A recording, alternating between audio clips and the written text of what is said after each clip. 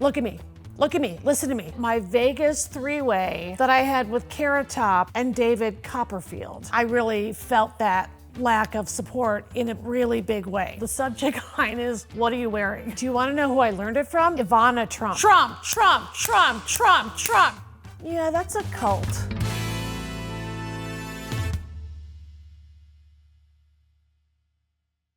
Hi everybody, it's me, Kathy Griffin, and welcome to Kathy Griffin Talk Your Head Off. Please like and subscribe. It's all about the views. And I want to thank you guys right off the bat because the show is actually growing and I just can't even believe it. So I know I'm late to the game of YouTube, but we're here and I thank you so much. This week's episode is about my wild trip to Vegas last weekend. And I have got the tea to spill. First of all, I should probably call it my Vegas three-way that I had with Carrot Top and David Copperfield. Or as I'm going to call him from now on, David Copperfield. Okay, we'll get to them later. Now, first of all, I just thought it'd be fun to have a girls' trip. Why not? And I want you to know that I am still a humble legend and took Southwest. Now, I know it's not Spirit, but it is Southwest. And the other thing that I do that is really bougie, and you can make fun of me for it, is I'm too fancy to carry my luggage. So I actually shipped my luggage in a box, FedEx, and it was there in Vegas before I arrived. I know, that's a waste of money and I shouldn't have done it, but it is heaven. And do you want to know who I learned it from? This is going to really freak you out. Ivana Trump. Not Ivanka, the dead mom, Ivana. I don't know why I was even with her, but way back in the day in the 90s, but somehow the topic came up about flying with luggage, and Ivana had a very strong accent, and she would say, darling, don't you know, we all send our luggage, we ship our luggage. You can't be seen carrying luggage. So Ivana, even though politically we couldn't have been farther apart, I still ship my luggage. I'm gonna be honest, I had full hair and makeup done the morning of the trip here in Malibu because, you know, you run into a lot of people at the airport and I am very recognizable. So I know it's the hair. Usually people recognize me by my hair first and then my voice second because I'm very much a ginger, and we're gonna get into gingerhood and being a ginger in a minute as well. Because I'm loving the new trend that's on TikTok and Instagram. Well, it's not new anymore, but just the fact that it's a trend, we'll get into it. The Southwest flight to Vegas is always fun because everybody is full of hope and optimism, and everyone, including myself, thinks they're gonna win megabucks or something. But I already knew the flight home on Sunday would be tragic, and don't worry, it was. Like, it's the way there, everyone's like joking and laughing, and you can feel the energy. On the way home, everyone's just like bummed out. Our goal was to do the most Vegas-y Vegas we could do. So I thought, I have not seen Carrot Top's set, his show, in many years. And I have never seen David Copperfield. First of all, let me give you a little history on Carrot Top. His real name is Scott, so if I refer to somebody named Scott, that means I slipped up, but that's the man you know as Carrot Top. I will tell you that I have a deep and profound love for him because as long as he's been around, he's been kind of crapped on by other snooty comics. Like, he's a prop comic, right? And he has like a ton of music cues in his show, and he's the best at what he does. I think comedy is a coat of many colors, and there are many kinds of comedians. I'm a storytelling comedian, so a lot of comedians don't respect me because they don't think I do real stand-up. Jerry Seinfeld, I think a lot of comics think that unless you're a classic joke-telling comedian, you're not a real comic. And, you know, I'm more of a, my friend Sarah Silverman called me a raconteur one time, which I also like. So I have a natural affection for him. And we have a ton of stuff in common, and we can really speak to each other in that way. So I've maintained a friendship with him over the years, either from a distance or we run into each other at events over the years. And now we're super close. Like, we text every day. And he's one of my favorite people on the planet. I just love him. So one of the things that you may not know about Carrot, well, there's two things I'm gonna tell you about Carrot Top. One of them I put in my last book called Kathy Griffin's Celebrity Run-Ins A through Z. And I believe Carrot Top was the C, because I literally did an alphabet full of celebrity stories. It was a bestseller. Many years ago, I was doing some gig, and I was in the hair and makeup chair in New York. And I remember the girl who was doing my makeup was talking about, she was seeing this guy, Scott, and she didn't know if it was gonna work out, and she couldn't tell if he was dumping her or what. And then she said he was a comic. And she goes, oh, you might know him, Carrot Top? And I go, yeah. I go, wait a minute. This whole time you've been talking about Scott Thompson, Carrot Top? And she's like, yeah, I mean, he's so great. He's this and that. And I said, oh, he's one of the nicest comics ever built. I said, I adore him. And she goes, well, you know, he's amazing in bed. And I was like, what? Because of course, male comedians are notoriously horrible in many categories. And it's not often that I've heard about a male comic that they're great in bed, because this is gonna get me in trouble, but they tend to be pretty, no pun, cocky, but also more of the, I'm gonna get a blowjob, you know, before the show from this minor who I met on Snapchat, and then I'm gonna get a blowjob after the show from this other minor who I met on Snapchat, is more my own experience and observations. So I was intrigued when she said this about Scott, and then she said, and you know, he has a huge and I was like, okay, I am intrigued. Once again, I wasn't asking. And then I'll never forget, she goes like this, are you kidding? Baby's arm holding an apple. Baby's arm holding an apple. I don't think that's literal, and kind of hope it isn't, because that would be, I mean, you can be a size queen, but that's just painful. So I put that in my book, and Scott called me and thanked me, and has thanked me several times for putting in my book that he has a notoriously ample, more than ample size dick. So the other thing I love about him is that he is loaded. Like, he is financially loaded. He has a mansion in Florida and a mansion in Las Vegas. He's not like a foolish spender. He's just built this life. And I think, like me, he's not surrounded by other comics. I mean, he has an opener, but like, I don't have a ton of stand-up comedy friends, and they almost never come to my show. So you know how, like, you'll see if Chelsea Handler is doing a show in Los Angeles and New York, there's also like a ton of celebrities that go to see her, or Sarah Silverman, or Wanda Sykes. You know, I'll even throw in Ellen, because I have to. I'll even give her that much. I just have never been that person. So I'm not sure why that is. It's maybe because I tell smack stories about celebrities, but like, I just, to be honest, I don't know how this is gonna be received. I have not really felt a lot of love and acceptance from my own stand-up comedy community. And after my Trump photo head scandal 8 long years ago, I really felt that lack of support in a really big way. So I know there were a couple comics that kind of spoke up a little in support of that incident, but nothing like the way I would go to the mat for my contemporaries or others in that situation, and have a long legacy of myself getting in trouble with them. Anyway, my assistant made reservations at 2 restaurants that are very hard to get reservations at. One of them is in Caesars, and it's called Peter Luger's Steakhouse.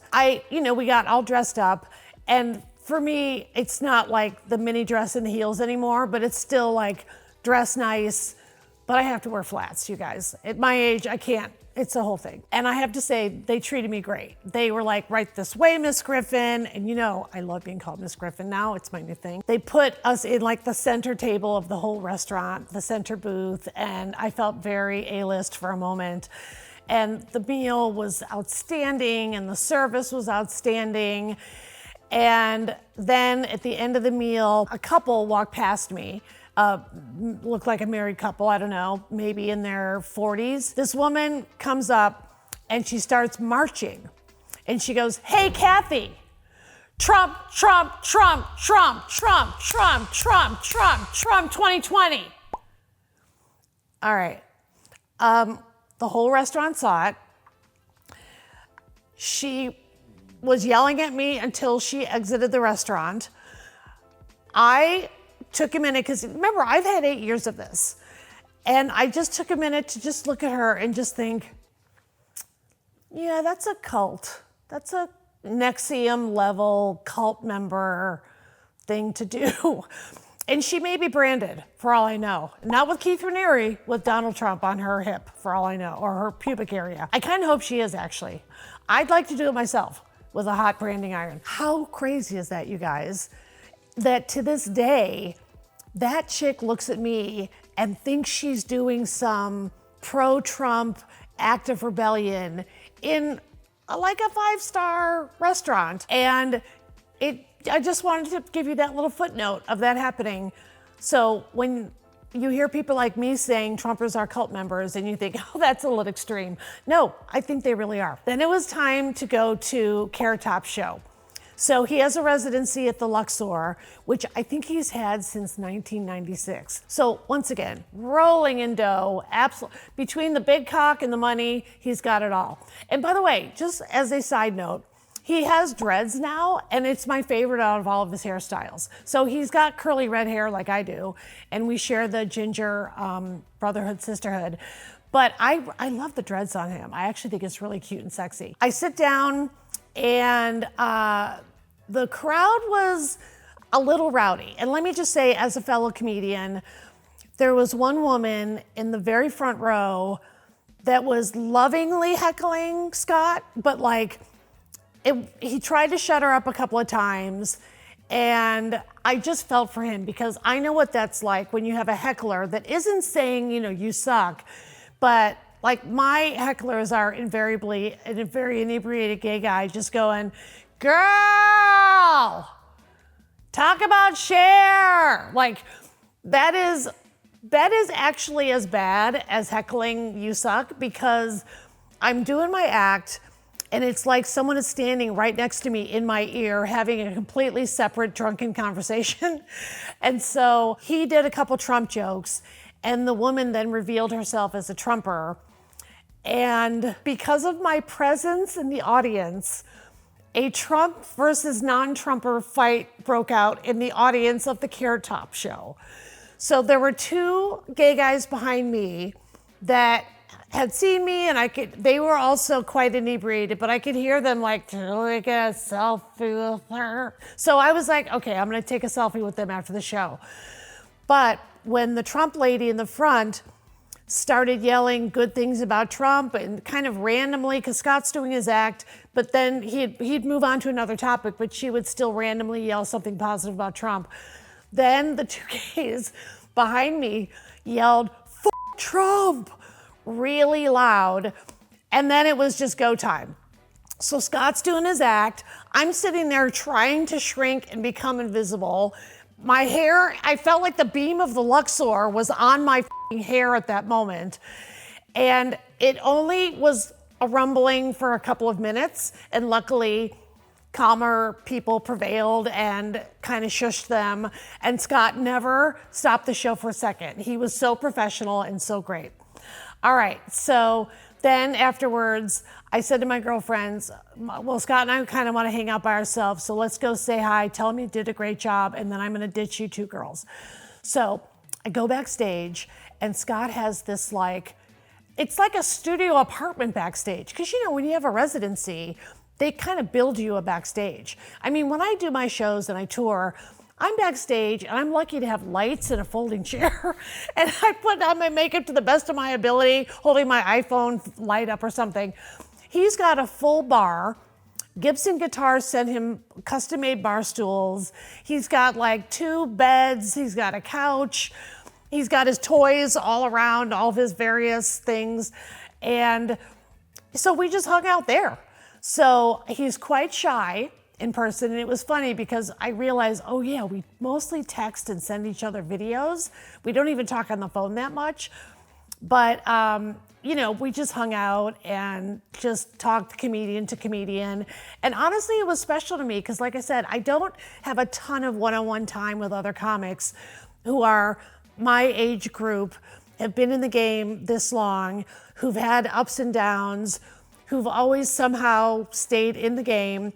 And also, he's like one of the most famous people in the world. Like, I've never gone anywhere and found someone who's like, who's Carrot Top? Like, everybody freaking knows him. Okay, so that was really fun, and that was Friday night. Granny Griffin stayed up extra late that night. So I thought it would be even more Vegas-y to go to the early David Copperfield show. And get this, on Saturdays, this motherfucker does a triple. David Copperfield did 3 shows in a row on Saturday. A 4 o'clock, a 7 o'clock, and I think a 9 or 10 o'clock. Now, even I can't do a triple anymore, and I have a lot of energy. A triple. Another couple things that I should tell you about David Copperfield that you may not know. He is a billionaire with a B. He also has always gotten the hottest pussy in the world. Like, I know it might seem kind of niche to be like, oh, my boyfriend is a magician. I mean, I would feel odd probably even saying that. Not Claudia Schiffer.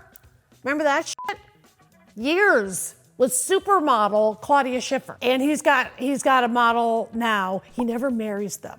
So he's got, partner. But I just thought it would be extra Vegas-y to go to the 4 p.m. show. Because I'm thinking, I want to be with my people that are in bed by 8. And so we go, and I don't know David Copperfield. If I've ever met him, I don't think I've ever met him. I just don't, which is odd because I've been around so long, I've met everybody, but I just don't think I have. So going in with the 2 girlfriends, I bought the tickets, didn't try to get comps or anything like that. And the usher comes up to me and she goes, Mr. Copperfield would like to see you after the show. So I was like, oh, well, I guess I am pretty famous. And so I said, of course. So we watched the show. If you have not seen David Copperfield in Vegas, run, don't walk. And here's why. The show is not what I was expecting at all. First of all, I didn't even know if he would talk.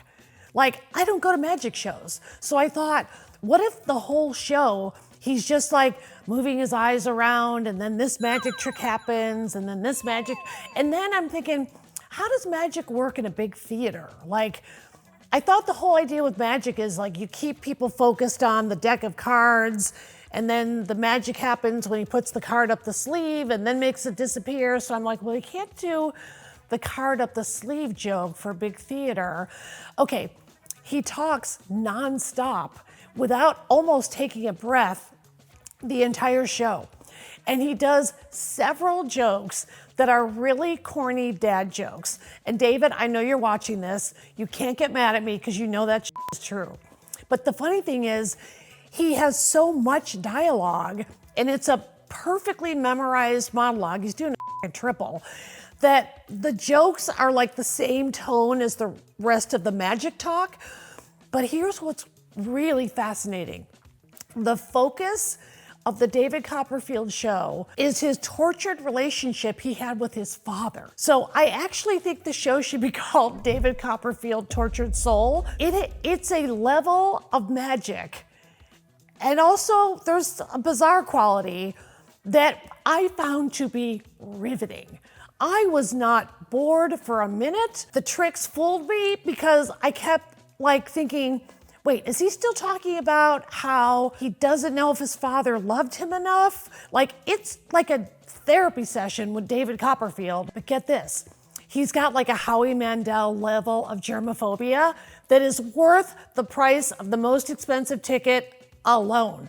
So during the times when he's on stage and explaining a trick, he'll have a big bottle of disinfectant that's this big, and he'll say like, and now I'm going to, cut the lady in half in the box or whatever. But first, I'm going to disinfect it. So the first time he said it, I thought it was a joke. No, he's disinfecting the entire show. So because I was sitting in a booth near like the edge stairway, like the stairway closest to the wall, every time he would walk from the stage to the audience, there were 2 pieces of perfectly folded cloth napkins, and he would have to touch them like this. I watched him do this on those cloth napkins maybe 8 times. And I am fascinated by that. So there must have been maybe disinfected on the napkins, and God help the crew person who forgot to put out the napkins one day, because I think he would stop the show. It is fascinating. And David, I hope you talk about this, because I know Howie Mandel openly talks about it. You got to integrate it more into the show. It can't be like a footnote. You got to make it part of the magic.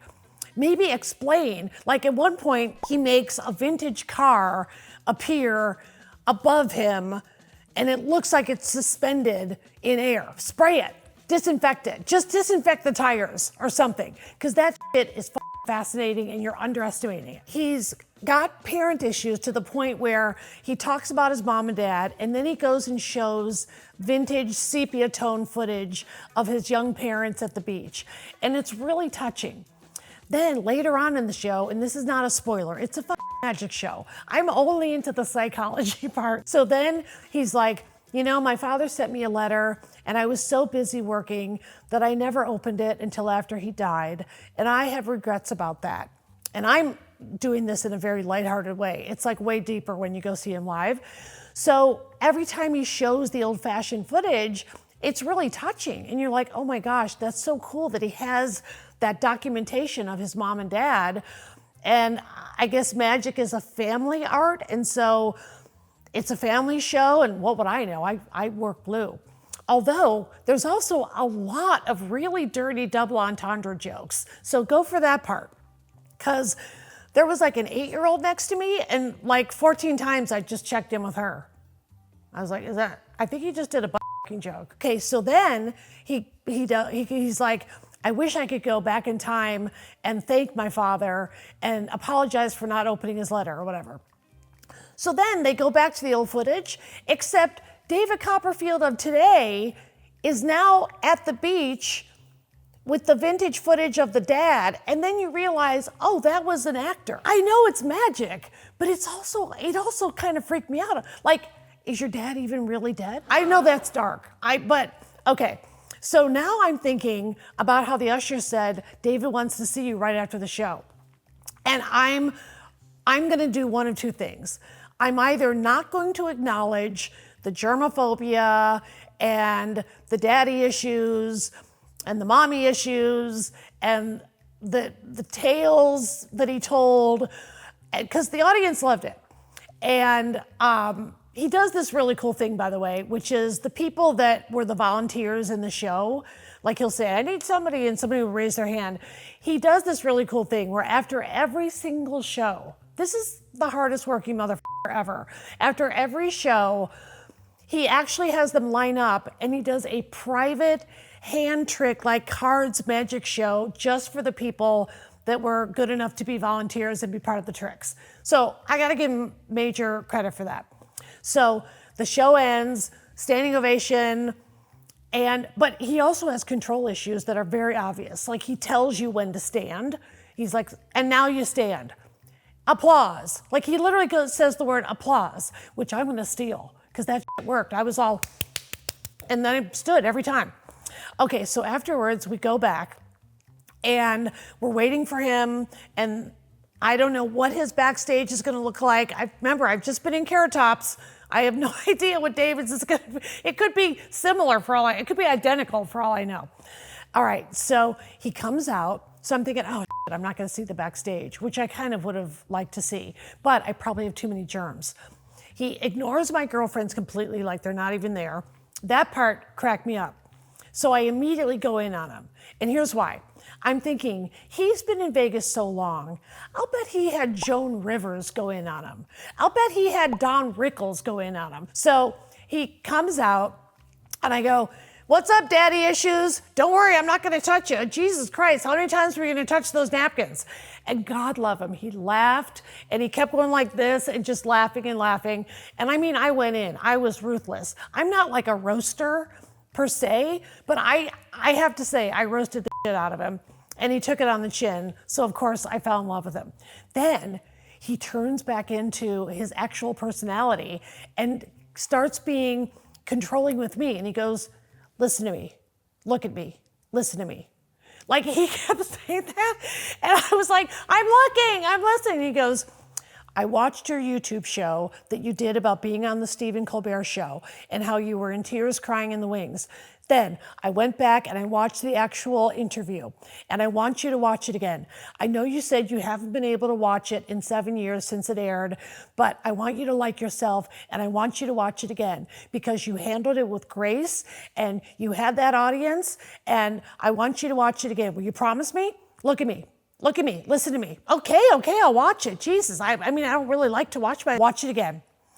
And when he said, I want you to like yourself, I was like, oh my, I was so touched by that. So then I was giving a about doing a triple, and he's like, yeah, I got to do my magic show for the audience members, and then I got to do my official next show. And I said, of course.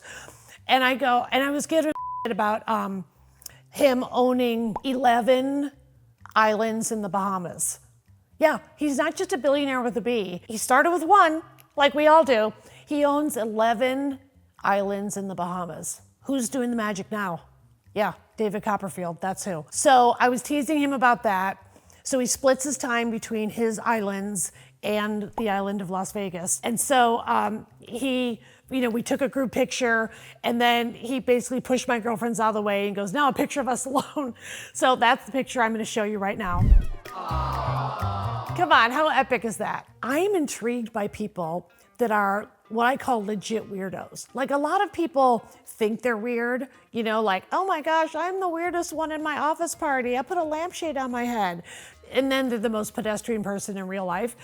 But Carrot Top and David Copperfield are legit weirdos in the best way, in a way that I identify with and that I happen to have a very high level of appreciation for. So Copperfield says, let's exchange information. And I'm like, oh, you are gonna rue the day you gave me your contact information, but yeah, let's. So he gives me his email and his cell phone number. So I'm barely even back at the hotel, and I start emailing David Copperfield. I brought the emails for you. David, don't get mad. All right, the first email that I sent him, the subject line was, this is me to David Copperfield. You are a psycho. I don't think he knows. I think he needs a friend like me to tell him. And then I wrote, I'm just pulling your ponytail like a kid in school because I just adore you. If you're ever in LA and want to hang out, come see me in Malibu. I live here and I absolutely love it. I have 11 islands in Malibu. Then I gave him my cell phone number and I said, text me and say hi sometime, you hot piece of ass. I just thought it'd be funny if I called him a hot piece of ass. Now, I don't know how he's gonna take it. And then he wrote back, I didn't know you were black. This is so awesome. Hold please. We have to backtrack to Carrot Top right now. There's a trend that you may have heard of, big on TikTok and Instagram, where there's a woman who makes a very intriguing speech. And I'm gonna show it to you right now because I'm afraid to even describe it and come off the wrong way. So here's the original video that started a gigantic trend on social media. I just need to remind y'all again, everyone who is ginger, who has red hair, those are black people. All gingers are black people. If they have red hair, they are black. You see a white man with red hair, that's a black man. You see a white woman with red hair, that's a black woman. Gingers are black. All gingers. So when I saw it, first of all, I have to be honest, as a ginger, it's finally our time. It's our time. Now, yes, the ginger bullying is real. I, have been asked since I was 9 years old if the carpets match the drapes. Thank you, Uncle Mo, for asking me that. That was really appropriate. I have been called an albino. I remember being in school one time and the most popular jock said to me in one of the classes, "You're so white. Do you just put baby powder on your skin every day, all day?" And I was like, I'm Irish, and all the stuff that comes along with just being a ginger. So I am loving this trend, but I also think it's kind of funny. Like, I'm not saying for 1 second that gingers have been through what the African American community has been through or any other minority. But there was a time that my parents and grandparents talked about where there were signs outside of restaurants, and you can find one that said, no a word that begins with N, no Irish, no dogs. Like that was when my grandparents came over, that was a common sign in businesses. Once again, not saying I have the same struggles at all of any brown person that ever lived. But the gingers, we do have a lot of incoming, particularly from Caucasian people. In fact, exclusively from Caucasian people. So when I went to see Carrot Top, I thought, not to brag, but we are kind of the OG king and queen of the gingers.